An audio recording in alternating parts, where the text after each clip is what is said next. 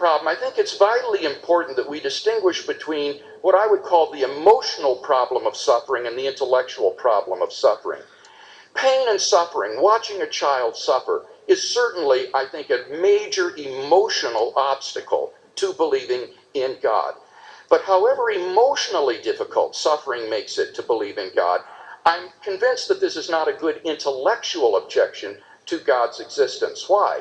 Well, first of all, it is not at all clear that if God exists, it's not at all clear that the suffering in the world is truly pointless.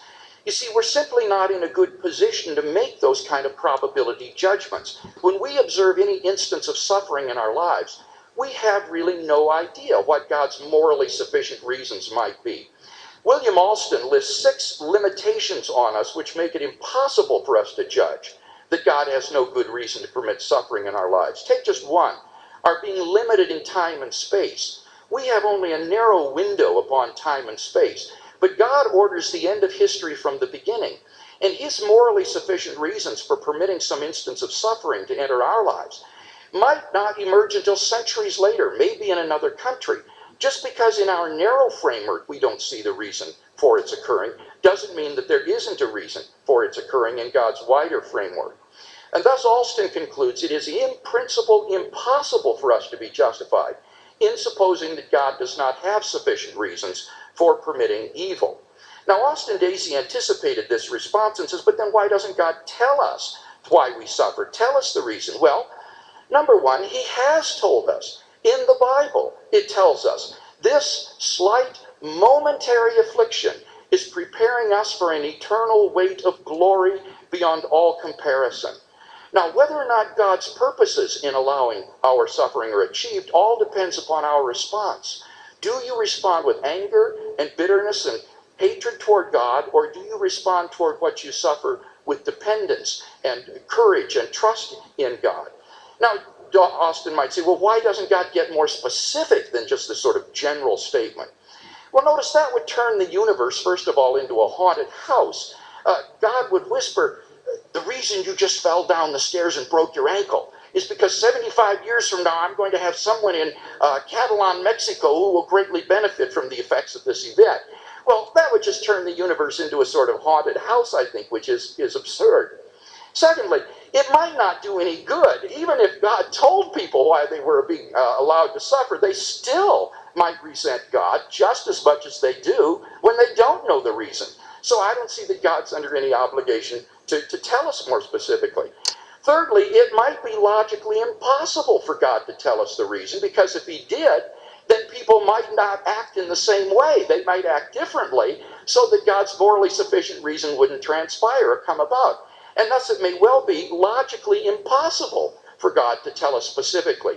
What he has done is he told us generally that we can trust him. He's given good evidence of his existence so that we can trust him as we go through the valley of suffering, confident that when we come out, there awaits us in heaven an eternal reward that is far, far beyond, immeasurably beyond anything that we suffered in this life. So that when we look back, we would say, I'd go through it a million times over to know this joy and this happiness. And therefore, I don't think any of these arguments present compelling reasons for thinking that God does not exist.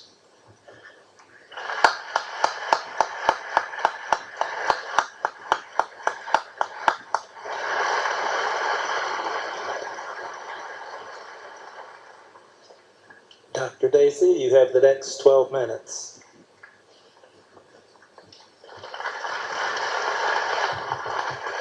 Thank you. Now, Dr. Craig's first argument said that theism provides the best explanation for why there's something rather than nothing, why the universe exists at all. But I'm a bit puzzled by his use of the Big Bang as empirical confirmation of the claim that the universe began to exist out of nothing. That's not how many mainstream physicists would characterize it. Brian Greene, professor of physics and mathematics at Columbia University, writes in his latest book, The Fabric of the Cosmos, quote, "A common misconception is that the Big Bang provides a theory of cosmic origins. It doesn't. The Big Bang is a theory that delineates cosmic evolution from a split second after whatever happened to bring the universe into existence. But But it says nothing at all about time zero itself. And since, according to the Big Bang Theory, the bang is what is supposed to have happened at the beginning, the Big Bang leaves out the bang. It tells us nothing about what banged, why it banged, how it banged, end quote. Well, as physicists trace the expansion of the universe backwards in time, they reach a point at which current theory just breaks down. Many cosmologists think that a full account will await a new insight that will synthesize Einstein's relativity theory with quantum mechanics, the theory that talks about the behavior of very, very small systems, like the initial singularity at the beginning of the universe. There are many contenders for such a unified theory, but no clear victors as of yet. In 2002, the National Research Council issued a report detailing 11 unanswered questions in physics and astronomy, and one of them is, how did the universe begin? So I think it's fair to conclude that our scientific knowledge of the origins of the universe is just nowhere near complete. Therefore, it would be premature to use it as a premise in an ambitious theological argument such as Craig's. Now, as to the argument from fine-tuning, the fine-tuning of the universe would imply theism only if we knew that the life-permitting values of the fundamental constants are brute facts, things that won't be explained by any further, deeper physical laws that we'll discover. However, there's no consensus in physics about this either. According to Sir Martin Rees, former director of Cambridge University's Institute of Astronomy, quote, "The status and scope of anthropic arguments in the long run will depend on the character of the still quite unknown laws at the very deepest level. Steven Weinberg hopes that a, quote, final theory exists and that we may someday discover it. What we call the fundamental constants may be secondary consequences of this final theory, rather than direct manifestations of its deepest and most fundamental level. Consider, for instance, the cosmological constant. Will the final theory offer some deep reason why this has to be exactly zero? Or is its value an accident? We just don't know." End quote. Again, Craig is trying to base a sweeping metaphysical conclusion on a highly speculative, unfinished frontier of an advancing science. I think it's simply too soon to say whether there can be no naturalistic, non-theistic explanation of cosmic fine-tuning. And note that the history of science gives us some reason to hope that there will be. Don't forget that 150 years ago, the adaptiveness of organisms to their environment was thought of as a kind of fine-tuning that only a loving creator could explain. But thanks to Darwinian natural selection theory, we now know that it's not necessarily to invoke that. In any case, the postulation of a transcendent cause of the cosmos would be unsatisfactory as an explanation. This is because it presupposes a radically new and mysterious kind of causation. The causes that we know about, for one thing, precede their effects in time. By contrast, God's creative actions are supposed not to precede their effects in time because he transcends time.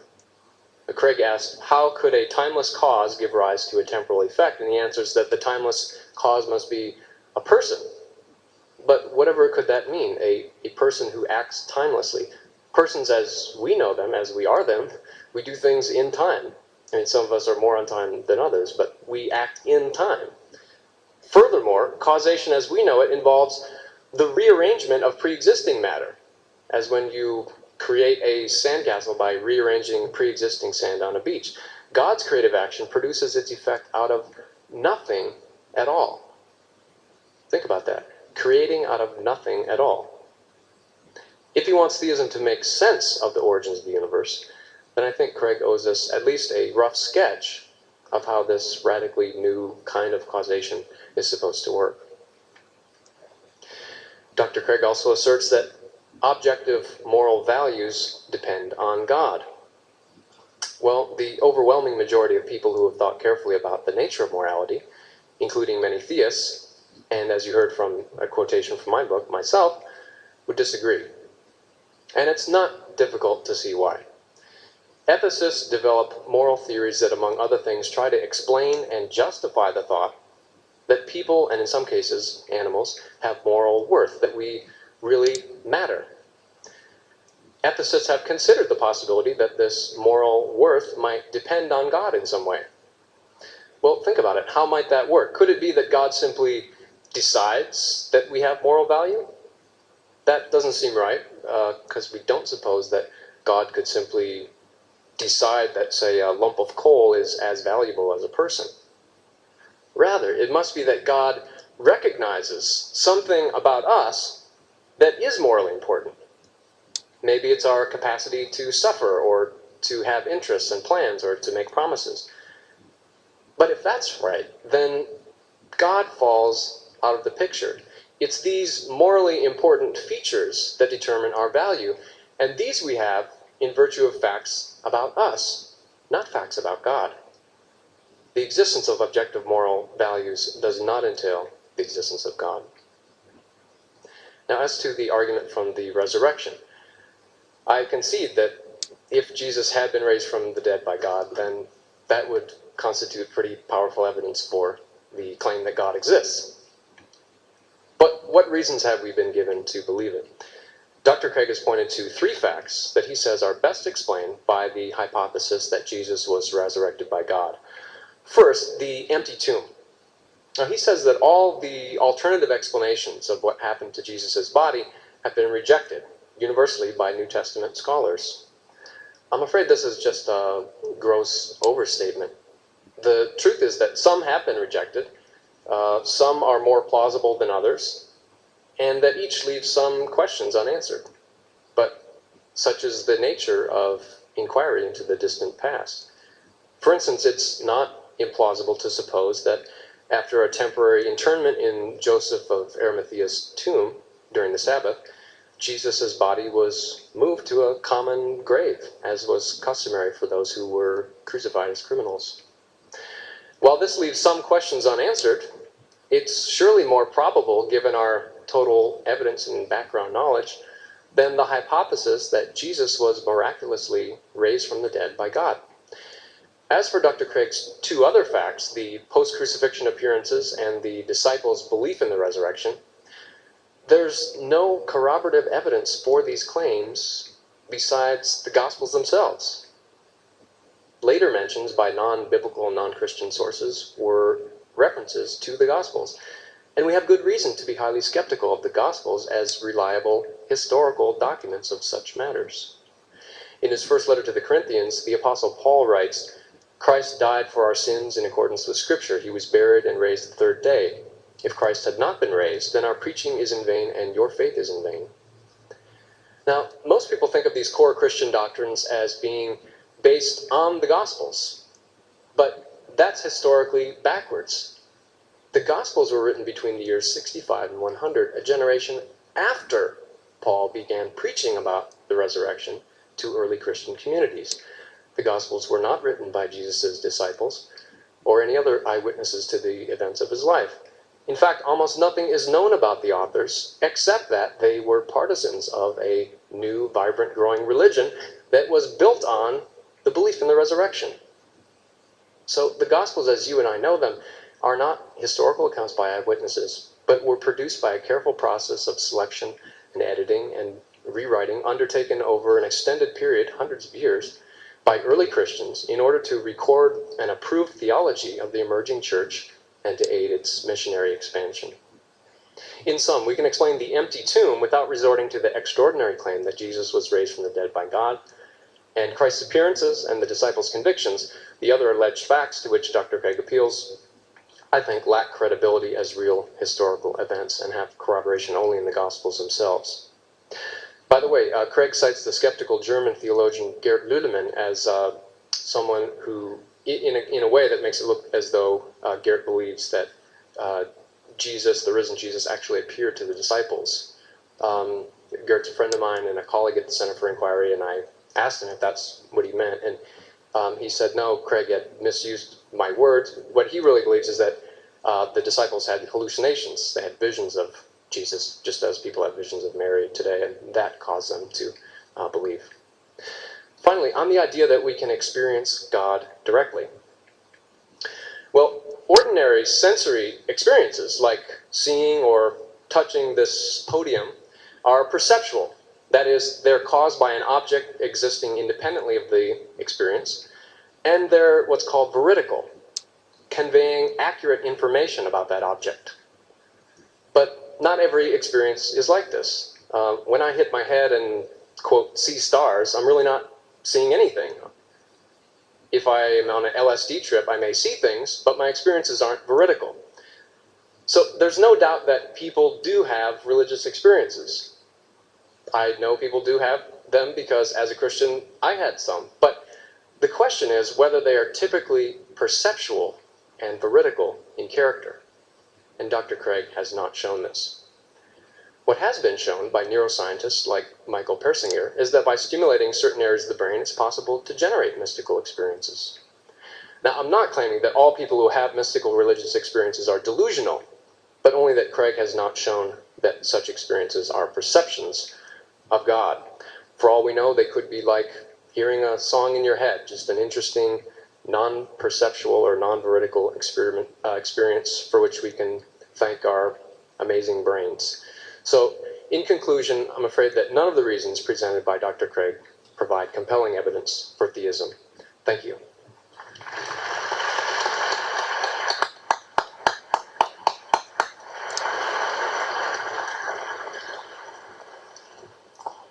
Dr. Craig for 8 minutes.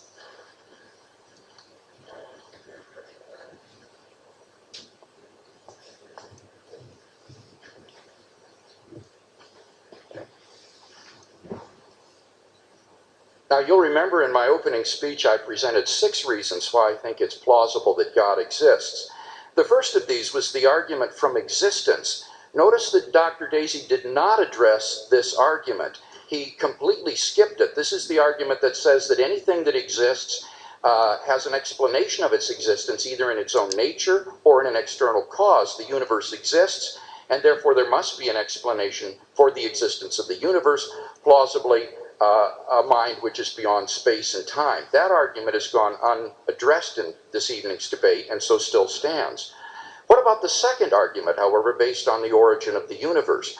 Here Dr. Dacey attacked the premise that the universe came into being, and he quoted Brian Greene as saying the Big Bang Theory is not a theory of cosmic origins. Well, I just simply beg to differ. That is not true. According to Barrow and Tipler in their book, The Anthropic Cosmological Principle, at this singularity, that is the beginning of the universe, space and time came into existence. Literally nothing existed before the singularity. So if the universe originated at a singularity, we would have truly a creation ex nihilo, that is, out of nothing. Now, P.C.W. Davies, the British physicist, in his recent book about time, points out that recent ideas in quantum physics have changed our picture of the origin of time somewhat. But he says the essential conclusion remains the same. Time did not exist before the Big Bang. So as Davies says in his article, The Birth of the Cosmos, what caused the Big Bang? One might consider some supernatural force, some agency beyond space and time, as being responsible for the Big Bang. Or one might prefer to regard the Big Bang as an event without a cause. It seems to me, he says, that we don't have too much choice. Either something outside the physical world or an event without a cause. And I think it's far more plausible to believe that there is a transcendent cause of the origin of the universe than that it popped into being out of nothing. Certainly, Austin Dacey is correct in saying the theory is not incomplete, but is not complete. But I think it's undeniable which direction the evidence points. The evidence points clearly to the origin of the universe at some time in the finite past. He also then suggests that God cannot be the cause of the universe because causes precede their effects in time. But what I would argue here is that you can have simultaneous causes and effects. Sometimes the cause and the effect exist simultaneously. And I would say the moment at which God causes the Big Bang is the moment at which the Big Bang occurs. So that God's decision to create the universe is a decision for him to enter into temporal relations with the space-time universe, and that therefore this is a simultaneous cause and effect. Notice that although he challenges the notion of creation out of nothing, On the atheistic view, you have a double incoherence, namely you have the origin of the universe uncaused out of nothing. On the theistic view, there may not be a material cause, but there is a productive cause. On atheism, if the universe began to exist, you have neither a material nor a productive cause, and I think therefore atheism is far less plausible. What about the third argument, the fine-tuning argument? Here, Dr. Dacey took the remarkable position that there really isn't any fine-tuning, that the fine-tuning may be done away with by some sort of a unified theory. Well, I think that is not going to happen. Any sort of final unified theory we have will still have these fine-tuned parameters. Ernan McMullen, in his article Anthropic Explanation in Cosmology in the year 2003, he's a philosopher of science, says it seems safe to say that later theory, no matter how different it may be, will turn up approximately the same numbers. And the numerous constraints that have to be imposed on these numbers seem both too specific and too numerous to evaporate completely. So I don't think there's much hope that you're going to get rid of the fine-tuning in some final ultimate theory. It's noteworthy that even in string theory, you have these fine-tuned parameters. Notice that Dr. Dacey did not deny that if the fine-tuning exists, it must be the result of some sort of intelligent mind. He simply tried to show that it didn't exist. But if it does exist, certainly intelligence is the best explanation. What about the moral argument for God's existence? Here, he says that even though God does not exist, objective moral values still exist. And I would simply challenge him to explain to us why, on atheism, human beings are special. Why think that human beings have value? Now, he suggested, and also says this in his book, that it's our capacity to suffer and have projects. But clearly all kinds of animals have the capacity to suffer. And as for having projects, well, even beavers have projects, like making a dam across a stream. So the capacity to suffer and have projects, I don't think in any way shows that human beings are invested with objective moral value. In any case, even if we were different in that sense, why does that mark us off as being objectively, morally, intrinsically valuable? It's just arbitrary on atheism. On atheism, we're just animals, and animals aren't moral agents. As J.P. Moreland, a Christian philosopher, has written, on the evolutionary scenario, human beings are nothing special. The universe evolved to us through a blind process of chance and necessity. There's nothing intrinsically valuable about human beings in terms of having moral, non-natural properties. The view that being human is special is guilty of speciesism, an unjustifiable bias toward one's own species. So I don't think Dr. Dacey has been able to make plausible tonight that if there is no God, you can still save objective moral values and the value of human beings. He says, but how does God ground moral value? Well, simply the moral nature or character of God is the good. God is by nature, essentially, loving, kind, generous, just, and so forth. And this nature expresses itself toward us in the form of divine commandments, which then constitute our moral duties. What about the resurrection of Jesus? He suggests that perhaps Joseph may have moved the body of Jesus. Well, this was a theory suggested back in 1922 by Joseph Klausner and has been almost universally rejected by contemporary criticism. Number one, there's no basis in history for such a hypothesis. That criminal's graveyard he spoke of was only 50 to 600 yards from the place of the crucifixion, so Joseph could have placed the body there directly. There was ample time to do the simple preparations for the burial. The Jewish practice was always to bury on the same day as the day of execution, and Jewish law did not permit the body to be moved except in the case to the family tomb. So there's no evidence for the hypothesis that Klausner suggested. But secondly, if Joseph had moved the body, then the Jewish authorities would have pointed out the disciples' stupid blunder when they began to proclaim his resurrection from the dead. They would have had to simply point to where Jesus' body was placed by Joseph, and they would have nipped the Christian movement easily in the bud. As for what he says about the appearances and the origin of the Christian faith, I simply want to point out that he goes against the majority of New Testament critics here. It is universally acknowledged among New Testament critics that the original disciples came to believe that God had raised Jesus from the dead, and that they had these visual experiences of Jesus alive after his death. They go far beyond the bounds of anything that the case books in psychology can explain on the basis of hallucinations. And therefore, I think there are good grounds to believe that they were right. They were telling the truth. Jesus had risen from the dead. And therefore, that shows that God exists.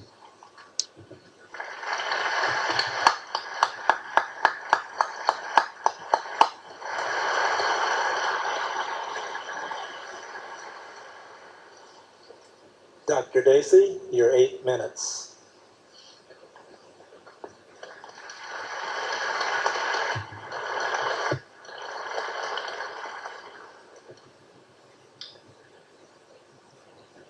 So Dr. Craig asserted that I haven't addressed his argument from the existence of the universe. Actually, I did try to. Perhaps I didn't make it clear. I said that the postulation of a transcendent personal cause is of no help here, since it only piles mystery upon mystery. There is a genuine mystery about how the universe began. That's why it's a burning question for a cosmologist. But unless you can give us a rough sketch of how this external, personal, timeless causation would work, then it doesn't increase our understanding of anything to point to that as a cause. And that's a point that applies to the Big Bang argument, but also to the argument from the contingents of the universe.